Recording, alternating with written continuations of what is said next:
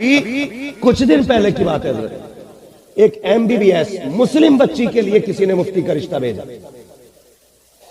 MBBS मुस्लिम बच्ची के लिए मुफ्ती का रिश्ता, तो बाप भी डॉक्टर, उसने कहा मेरी बेटी और मौलवी को दूंगा मैं जी। ये जुमले थे उसके, मौलवी को दूंगा। अभी इतने बुरे दिन नहीं आए, मगर जानते हो कुछ दिन के बाद उसकी बेटी MBBS, अगर गीबत का डर ना होता तो नाम भी बता के जाता, एड्रेस भी देख के जाता। तकलीफ इस बात की है, मुसलमान है हम जी। हमारी कौम चाहती है जन्नत बांट जा। जन्नत मेरे बाप की नहीं, जन्नत रसूल पाक की है। बाबा सुभान अल्लाह। ऐसे नहीं मिलेगी। और कोई मौलवी या पीर बांट के जाए तो मेरा नंबर हो, मुझे फोन करके बुलाना, तुमसे ज्यादा जरूरत मुझे जन्नत की है। फ्री फंड की जन्नत किसे ना चाहिए जी, हमें तुमसे पहले चाहिए। मगर सुनिए, उसने कहा मैं अपनी बेटी और मुफ्ती को दूं, मौलवी को। चंद दिन गुजरे थे कि उसकी बेटी हॉस्पिटल के एक बंगी कर्मचारी के साथ भागी। अल्लाह। कोई MBBS। खुदा के वास्ते बड़े लफ्ज न बोला कर। अल्लाह जब सलील करता है ना, कोई उठाने वाला नसीब नहीं होता। वाह वाह वाह सुभान अल्लाह। हम अपनी बेटियों को पर्दा दें, हया दें और उनकी नजरों में शर्म पैदा करें। हाँ, आज किसकी बेटियों पे जाओ, मज़ारों पे देखो, मेले चल रहे हैं। एक जगह 3 दिन का मेला उसने लगवा लिया, 4 का उसने लगवा लिया। गैरत नहीं आ रही? ये कौम मेलों के लिए रह गई थी और कोई काम नहीं था हमारे पास। जितनी बेटियां मेले में आती, सबके दुपट्टे गलों में। कौन सा सवाब हो रहा है जी? फिर रो रहे हो बैठ के कि बीजेपी की स्कीम है, RSS की स्कीम है। नहीं, ये तुम्हारी आंखें बंद हुई हैं। किसी की स्कीम तुम पे कामयाब नहीं। और तुम तो वो हो कि चंगेज खां हलाकू 15 लाख सर काटने वाला, जब मशीयत ने अच्छा चाहा तो उसी की नस्ल से खुदा ने कलमे वाले पैदा किए। सुभान। कल चंगेज अपने वजूद में था, आज का चंगेज अपने चेहरे में। हाँ, पहचानो। लेकिन हम गलत हैं, हमें खुद को सही करना पड़ेगा, खुद को। और बंद करो ये मेले तमाशे। उर्स की तकरीब शक्ल शराफत के साथ होनी चाहिए। और बेटियों का जाना बिल्कुल बंद कर। लड़ जाते हैं, मौलवी की लाइन और है, फकीर की लाइन और है। क्यों? तुझे गुंडागर्दी करने मिलेगी। अगर औरतें नहीं आई तो मेले में भीड़ नहीं। अगर बचना चाहते हो तो बेटियों को हया दो, पर्दा दो। उनसे कहो मेरी बेटी तो दुनिया में नुमाइश के लिए नहीं आई थी, तू तो कनीज़े फातिमा ज़हरा बन करके आई थी। तेरी नजरों में तो अल्लाह ने हया रखी थी। तेरे अंदर कोई वो रंग नहीं डाले गए थे कि दुनिया को परियों की तरह उड़ के दिखाती फिरा करे। और मेरी कौम की बेटियों, तुमसे भी गुजारिश है, खुदा के वास्ते पर्दे को लाजिम करो, हया को लाजिम करो। जब तुम्हारा गलत कदम उठने लगे, एक बार बाप की टोपी की तरफ देख लिया करो, बाप की पगड़ी को देख लिया करो, भाई की इज्जत को देख लिया करो, खानदान के वकार के बारे में सोच लिया करो। जाओ जाकर के देखो कितनी बेटियां मेलों में बेआबरू हो रही हैं, मज़ारों के नाम पे तमाशे हो रहे हैं, उर्सों के नाम पे याशियां हो रही हैं। किस दिन बैंड किया जाएगा इसको? मुझे भी तो बताया जाए। अगर बेटियां बचानी है तो सुनो, ज्यादा दिमाग लगाने की जरूरत नहीं है। बेटियों को सिर्फ फातिमा ज़हरा का पर्दा दे दो, खुदा तुम्हारी बेटियों को इज्जतों के तोहफे अता फरमाए। सुभान अल्लाह। नारे तकबीर, नारे रिसालत, मसलके आला हजरत, इश्क मोहब्बत, इश्क मोहब्बत, जश्न दस्तार बंदी। सुभान अल्लाह। समझाओ बेटियों को हया की जरूरत है। बहुत अच्छे। शर्म हमारी कौम का जेवर है। हाँ, 16 साल की बेटी को तो बाप जवान ही नहीं समझता, कहता बच्ची है। नंगे कपड़े पहना के शादियों में लेके जा रहे हैं। और जब से ये मैरिज हालों की लानत आई है ना, इसने तो हया ही उड़ा के रखी। जो कभी बाजार में नहीं आई वो अब बाजार में आ गई, रोटी खाने के नाम पे। बहू की रुखसती के नाम पर, बेटियों को लाने के नाम पे क्या कर रहे हैं हम यार? किधर है हम? ये इस्लाम है? ये मैसेज इस्लाम का था? शरीफ आदमी मैरिज हॉल में रोटी नहीं खा सकता, ये आलम होता है। हम फख्र करते हैं फला मैरिज हॉल को मैंने बुक किया 2.5 लाख 3 लाख। मैं मशवरा देता हूं बेटे, बेटी को मैरिज हाल से रुखसत ना कर। उस दिन ना मैं जलसे से वापस आ रहा था, रात के 3 बजे हजरत एक दुल्हन गाड़ी से उतरने का नंबर था, हमारे आगे गाड़ी लगा दी, उसका घर का दरवाजा था।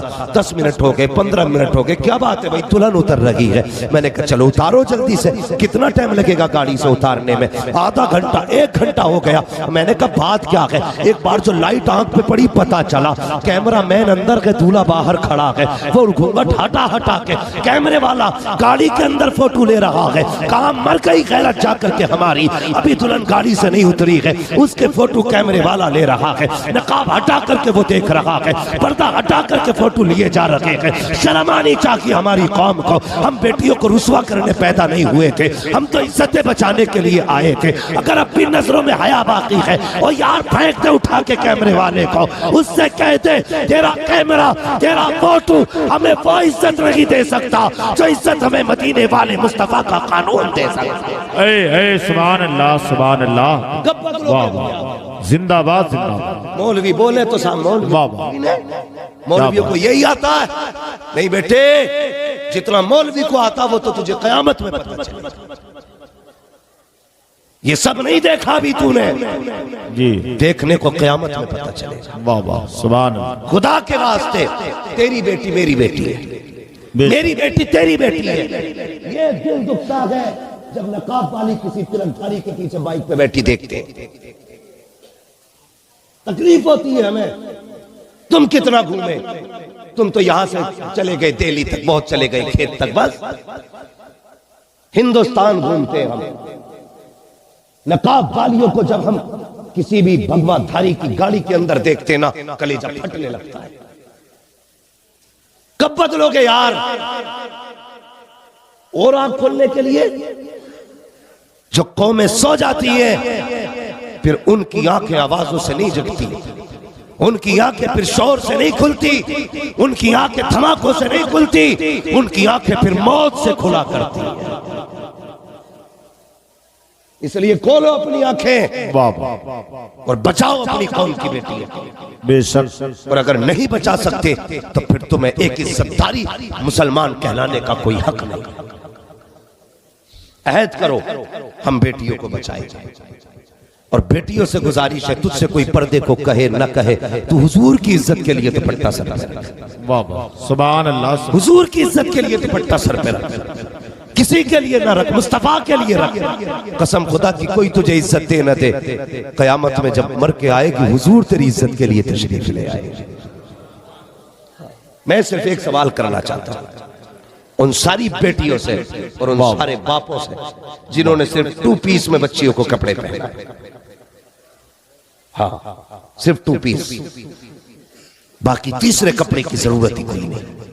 मुझे बताइए मर्द का कफन कितना होता है? क्या कपड़े होते हैं मर्द के कफन में?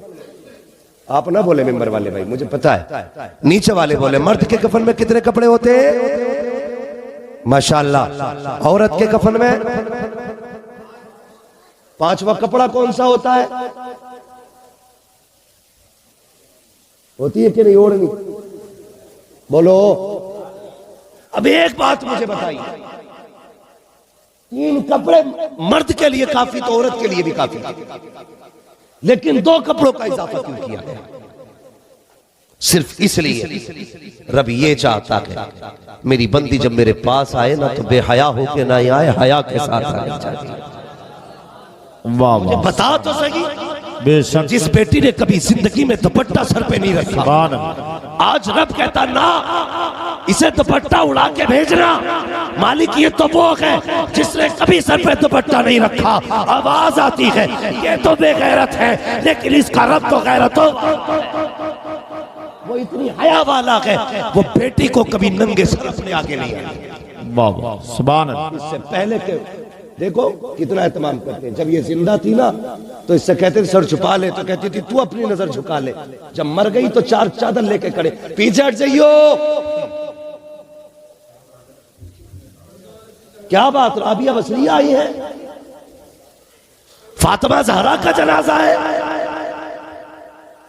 पीछे हट जाओ, नजर न पड़े किसी की कफन पे, चादर लगा। आज बता तू, आज चादर लेके खड़ा है, कल ये चादर कहां थी जब ये नंगे सर बाजार में फिर रही थी? ये उस वक्त चादर कहां थी जब शादी में ये बाल खोल के टहल रही थी जी। काश इसका तुमने सिर्फ एक फिट काट के इसके सर पे डाल दिया। आज जो 200 मीटर का थान लेके खड़े हो, इसका 1 मीटर डाल दिया होता, कल इसकी दुनिया में इज्जत रह गई। मुझे बताओ किस दौर में जी रहे? बस जिधर एक उधर सब, सिर्फ मरते वक्त दफन होते वक्त पर्दा है, जिंदगी में पर्दा नहीं है। सोच भी नहीं सकते पर्दा क्या है। तुम्हें पता है हुजूर की बेटी की चादर में 17 पैबंद थे, 16 कपड़े के थे, 1 चमड़े का था। जब एक पैबंद खुल गया ना, हजरत अली ने कहा फातिमा तुम्हारे बाबा तो माले गनीमत बांट रहे, जाओ तुम भी एक दुपट्टा लेके आ जाओ। सुनना मेरी, हजरत फातिमा ज़हरा ने कहा अली मेरी हिम्मत नहीं होती। कहा जाओ ना फातिमा, तुम भी जाओ, सबको दे रहे तुम्हें भी देंगे। हजरत फातिमा चली गई। हाँ, हुजूर मिले नहीं, वापस आ गए। फिर हजरत अली गए, जाके बैठ गए, कहने लगे या रसूल अल्लाह सबको आप बांट रहे हैं, एक दुपट्टा अपनी बेटी को भी दे दे। क्यों अली? का फातिमा का जो पैबंद खुला है ना, उसमें लगाने के लिए कपड़ा नहीं है, हुजूर दे देना। मेरे हुजूर ने फरमाया अली पहला उनका है जिनके वालिद जंगों में शहीद हो चुके हैं। पहला हक उनका है जो बेवाएं हैं। सुभान अल्लाह, सुभान अल्लाह। मेरी बेटी का भी हक नहीं है, नहीं दिया। हजरत अली चुप बैठे। हुजूर ने फरमाया अली मेरे हिस्से में सिर्फ एक खाल बची है, ऊंट की खाल है, अगर वो चाहिए तो लेके चले जाओ। अल्लाह अकबर। हजरत अली ने वही खाल उठाई। हुजूर ने फरमाया जाओ फातिमा को दे देना, चाहेगी तो इससे पर्दा कर लेगी। सुन मेरी बेटी, तेरे पास तो 10-10 हजार के जोड़े हैं लेकिन पर्दा कोई नहीं, 20-20 हजार के सूट हैं लेकिन पर्दा नहीं। एक साहब कहने लगे मैं अपनी वाइफ के लिए 26 हजार की ड्रेस लाया हूं। मैंने कहा ड्रेस 26 हजार की है, बता पर्दा कितना हो सकता है? कहने लगा फैशन में पर्दा नहीं होता। मैंने कहा फिर मुंह बंद करिए, 26 हजार में आग लगे जिसमें घर की इज्जत ना बचे। हमें तो वो टाट प्यारा है जिसमें महलों की इज्जत बच जाए। हाँ, तो बड़े फख्र से 26 हजार का है। हुजूर ने वही खाल दे दी, जा ले जा। हजरत अली ने उठाई, आ गए। सैयदा कहने लगी अली लाए? कहने लगे ये खाल दी। हजरत फातिमा ज़हरा ने दुपट्टे के ऊपर से वो खाल डाली, फिर कुरान की तिलावत की। और यार ऐसे पर्दे किए जाते हैं, तू तो कुछ भी नहीं है, और खाद भी कुछ नहीं है, किसी गिनती में भी नहीं है, फिर भी इतनी बेहयाई, इतनी जुर्रत। और बता तो सही हुजूर को कौन सा मुंह दिखाएगा?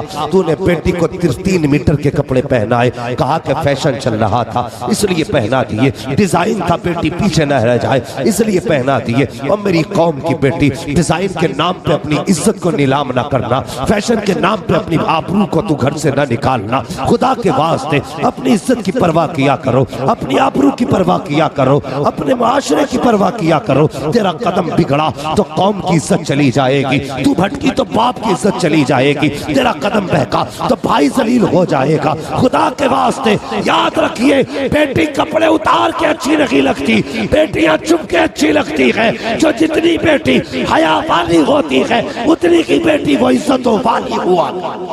सुभान अल्लाह, सुभान अल्लाह। नारे तकबीर, नारे रिसालत, मसलके आला हजरत, जश्ने दस्तारबंदी। सुभान अल्लाह, सुभान। मैं उन माओं को सलाम करता हूं जिनके बेटे हाफिज बने। वाह वाह, सुभान अल्लाह। मैं उन बहनों को सलाम करता हूं जिनके भाई कुरान के कारी बने। वाह, सुभान। नसीब वाले हैं वो लोग जिन्होंने अपने घर के अंदर कुरान का पौधा लगा लिया है, नसीब वाले हैं।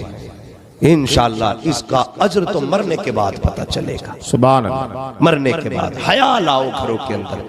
जब बेटे हाफिज कुरान होंगे तो इंशाअल्लाह बेटियों की नजरों में हया जरूर आएगी। कुछ भी ना सकी, कम से कम ये सोच के हया करे कि मेरा बेटा हाफिज है, मेरा भाई हाफिज है, मेरा भाई आलिम है, कम से कम इतना तो असर होगा। और जब भाई बहन एक साथ बैठ के सीरियल देख रहे हो और उसमें झगड़े भी हो रहे हो, बदतमीजियां भी हो रही हो, तो फिर उन घरों में हया नहीं रहती है, हया नहीं रहती है। आज भी फरिश्ते आते होंगे, वापस जाके कहते होंगे यार अब बता तो सही, बता तो सही मेरे अल्लाह कि हम उस जमीन पे गए थे जहां कुरान की बजाय गानों की आवाज आ रही थी, हम उस जमीन पे गए थे जहां पे कोई तेरा नाम लेने वाला नहीं। तो फिर सोचो अल्लाह हमसे राजी होगा कि नाराज होगा? बोलो, अगर हम कुरान नहीं पढ़ेंगे सुबह में तो रब राजी होगा नाराज? बोलो, नाराज होगा। तो अपने हर घर के अंदर सुबह में कुरान को लाजिम करें, पढ़ेंगे इंशाअल्लाह। नौजवानों बताओ क्रिकेट टीम में कितने खिलाड़ी होते हैं? कितने? इतना पक्का हाफिज़ा है, ये सबको पता है। एक एक खिलाड़ी का भी नाम याद है। अगर ये पूछ लिया जाए कि वो मुबारक बाबरकत नाम कितने हैं जिनको हुजूर ने जन्नत की बशारत दी है, तो एक भी नहीं बोले। बताओ भाई, मदरसे वाला बंदा ना बोले कोई भी, पहले सुन। हाँ, मुश्किल हो जाता है हमारे लिए।